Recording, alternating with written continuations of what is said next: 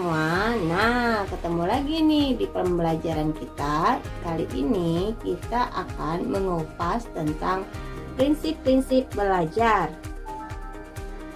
Adapun yang menjadi tujuan pembelajaran kita kali ini adalah kita mampu menjelaskan apa itu prinsip-prinsip belajar. Kemudian, kita mampu menjelaskan beberapa prinsip belajar yang esensial dan mengemukakan beberapa contoh penerapan prinsip-prinsip belajar, serta mampu mengimplikasikan prinsip-prinsip belajar dalam proses pembelajaran. Nah, sekarang kita masuk yang pertama yuk. Nah, adapun pengertian dari prinsip-prinsip belajar sendiri adalah prinsip belajar itu menunjuk kepada hal-hal penting yang harus dilakukan guru agar terjadi proses belajar siswa sehingga proses pembelajaran yang dilakukan dapat mencapai hasil yang diharapkan. Nah, ada seorang ilmuwan bernama Dave mengemukakan beberapa kerangka dasar dalam penerapan prinsip-prinsip belajar. Yang pertama, hal apapun yang dipelajari murid, maka ia harus mempelajarinya sendiri. Setiap murid belajar menurut tempo ya, karena setiap murid kan punya pemahaman yang berbeda-beda ya, cepat tangkapnya berbeda-beda. Kemudian, setiap murid belajar itu lebih banyak bila mana setiap langkah segera diberikan penguatan seperti benar, bagus, hebat, ya tepat sekali. Nah, kemudian kalau ada informasi yang kurang lengkap, maka kita sebagai guru harus melengkapinya. Kemudian, penguasaan secara penuh dari setiap langkah pembelajaran memungkinkan murid belajar secara lebih berarti. Apabila murid diberikan tanggung jawab untuk mempelajari sendiri, maka dia termotivasi ya, karena dia diberi kekuasaan untuk mempelajari bahan sendiri dengan gaya belajarnya sendiri. Kemudian sekarang kita masuk kepada jenis prinsip-prinsip belajar ini beserta implikasinya. Yang pertama adalah prinsip perhatian dan motivasi. Nah, di sini ya, motivasi itu merupakan tenaga pendorong bagi seseorang agar memiliki energi untuk melakukan sesuatu dengan penuh semangat. Seperti di sini usaha kita sebagai guru nantinya adalah yang pertama merancang bahan ajar yang menarik, kemudian mengkondisikan proses belajar yang aktif, kemudian menggunakan metode dan teknik pembelajaran yang menyenangkan, dan meyakinkan siswa bahwa mereka mampu mencapai suatu prestasi, mengoreksi segera mungkin pekerjaan siswa dan sesegera mungkin memberitahukan kepada siswa ya, kemudian memberitahukan nilai guna dari pelajaran yang sedang dipelajari yang berhubungan dengan kehidupan sehari-hari. Nah, jadi setiap pembelajaran yang kita laksanakan, alangkah lebih baiknya apa sih manfaatnya dalam kehidupan kita. Nah, sekarang kita masuk ke prinsip yang kedua nih, yaitu prinsip transfer dan retensi. Adapun implikasinya ya di dalam proses pembelajaran, yaitu tujuan belajar dan daya ingat dapat menguat retensi. Jadi kita sebagai guru wajiblah untuk menyampaikan apa sih tujuan pembelajaran kita hari ini. Kemudian bahan yang bermakna bagi pelajar dapat diserap lebih baik. Jadi harus membuat bahan belajar yang bermakna ya. Kemudian retensi seseorang dipengaruhi oleh kondisi psikis dan fisik. Ya, jadi kita itu perlu memperhatikan bagaimana anak-anak siap nggak untuk belajar, bagaimana kondisi fisiknya, bagaimana kondisi psikisnya. Kita harus mempersiapkan terlebih dahulu, baru kita mulai pembelajaran.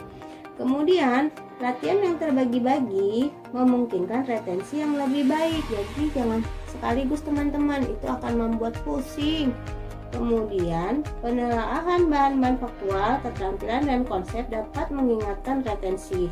Proses belajar cenderung terjadi bila kegiatan-kegiatan yang dilakukan dapat memberikan hasil yang memuaskan. Proses yang saling mempengaruhi dalam belajar akan terjadi bila bahan baru yang sama dipelajari mengikuti bahan yang lalu. Jadi harus saling terpaut ya. Kemudian pengetahuan tentang konsep, prinsip, generalisasi dapat diserap dengan baik dengan cara menghubungkan penerapan prinsip yang dipelajari dengan memberikan ilustrasi unsur-unsur yang serupa. Jadi kita harus ya seperti memberikan contoh-contoh ya fakta-fakta yang ada di lingkungan kita. Kemudian transfer hasil belajar dalam situasi baru. Jadi jangan itu-itu aja ketika kita ingin memberikan ilmu, ya bisa jadi dalam suasana yang berbeda, metode pembelajaran yang berbeda, model pembelajaran yang berbeda. Kemudian tahap akhir belajar memasukkan usaha untuk menarik generalisasi yang dapat menguatkan retensi dan transfer. Nah, kita masuk ke prinsip yang ketiga nih, yaitu prinsip keaktifan.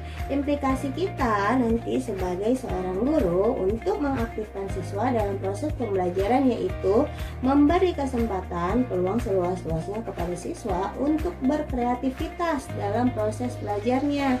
Kemudian memberi kesempatan melakukan pengamatan, penyelidikan, atau inquiry dan eksperimen. Wah, seru ya kalau kita melakukannya langsung ya, mempraktekkan, bereksperimen, itu seru kan? Kemudian memberi tugas individual dan kelompok melalui kontrol guru. Jadi jangan kita biarkan saja, tetapi kita harus memfasilitasi serta memantau terus bagaimana kinerja dari murid-murid. Kemudian memberikan pujian verbal dan nonverbal terhadap siswa. Ya, seperti bagus, hebat, beri tepuk tangan dan segala macam. Kemudian menggunakan multimetode dan multimedia di dalam pembelajaran supaya lebih menarik dan tidak membosankan.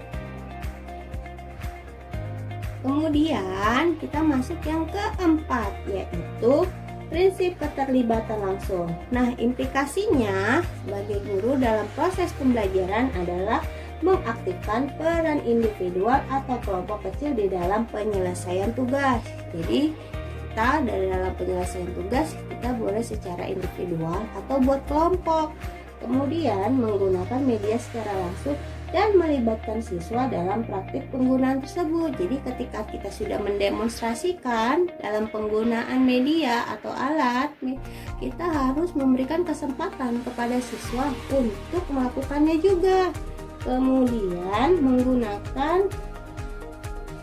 memberi keleluasaan kepada siswa untuk melakukan berbagai percobaan atau eksperimen dan memberikan tugas-tugas praktek. Wah, seru ya. Kalau diberi tugas-tugas praktek tuh pasti seru ya teman-teman, bereksperimen, membuat sesuatu dan menemukan sesuatu. Nah, kita masuk yang kelima, yaitu prinsip pengulangan. Nah, apa implikasinya? Nah, di pembelajaran yang pertama, memilah pembelajaran yang berisi pesan yang membutuhkan pengulangan. Jadi ketika materi itu sangat mendalam, bahkan perlu bagi kita untuk melakukan pengulangan dan tentunya memberikan informasinya dengan model metode yang menarik ya. Kemudian merancang kegiatan pengulangan, mengembangkan soal-soal latihan, sampai mengimplementasikan kegiatan-kegiatan pengulangan yang bervariasi. Nah, sekarang kita masuk yang keenam. Nah, apa implikasinya? Oh, maaf. Prinsip yang keenam adalah prinsip tantangan.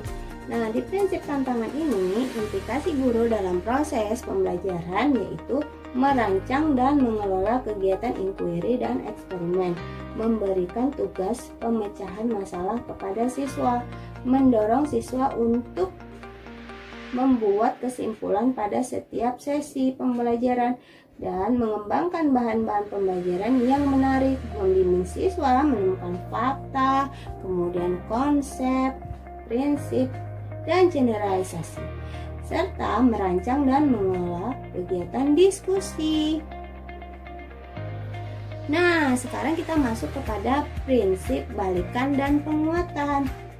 Nah, jenis penguatan yang dapat dilakukan guru ada banyak nih teman-teman. Yang pertama ada penguatan verbal. Seperti tadi yang sudah saya katakan ya. Seperti, wah hebat, wah bagus, mantap, seperti itu. Kemudian penguatan gestural, seperti gerakan tubuh kita tersenyum, hebat, dengan wajah kita yang berseri-seri dan bahagia karena murid kita bisa menjawab dengan baik. Kemudian penguatan dengan cara mendekati. Ketika kita memberikan pertanyaan kepada siswa, kita mendekatinya. Nah, seperti ini supaya terjadi sebuah ikatan dalam proses pembelajaran yang baik dan dia menjadi lebih fokus, teman-teman. Kemudian penguatan dengan cara sentuhan seperti, wah, kamu baik sekali, bagus sekali. Kemudian penguatan dengan cara memberikan kegiatan yang menyenangkan. Jadi setelah selesai pembelajaran, kita boleh melakukan banyak hal yang kita suka, seperti bernyanyi, kemudian melakukan aktivitas lainnya, ya olahraga dan segala macam yang mereka suka. Makanya di sekolah ada kegiatan ekstrakurikuler, teman-teman. Kemudian penguatan berupa tanda atau benda. Nah, satu lagi nih, jika ada dari siswa kita yang sudah berhasil dalam proses pencapaian, si belajarnya bagus, boleh nih dikasih reward atau hadiah. Kemudian di sini situasi yang cocok diberikan penguatan kepada siswa pada saat kapan ya? Yaitu pada saat menjawab pertanyaan, menyelesaikan PR, mengerjakan tugas latihan, perbaikan dan penyempurnaan tugas, kemudian penyelesaian tugas kelompok dan mandiri, kemudian membahas dan membagikan hasil ulangan dan latihan, terus mengikuti kegiatan dengan bersungguh-sungguh.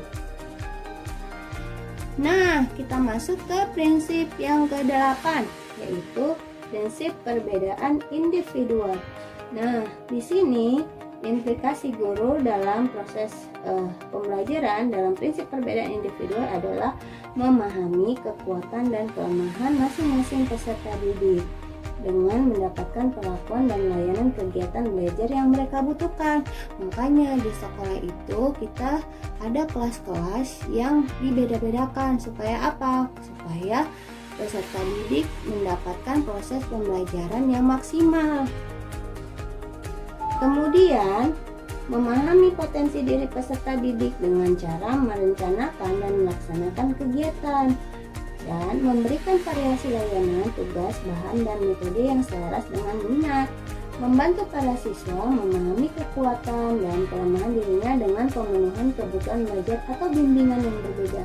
Jadi bolehlah siswa-siswa yang merasa tidak paham boleh menemui gurunya ya. Kita pun juga welcome kepada mereka. Jika mereka masih belum paham, silakan bertemu saya, menanyakan secara langsung permasalahan yang belum dimengerti dalam materi ajar.